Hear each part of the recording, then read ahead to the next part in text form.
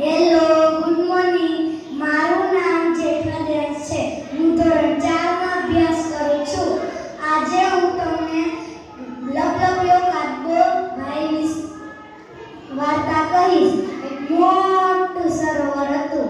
તે સરોવર ખૂબ જ સુંદર હતું.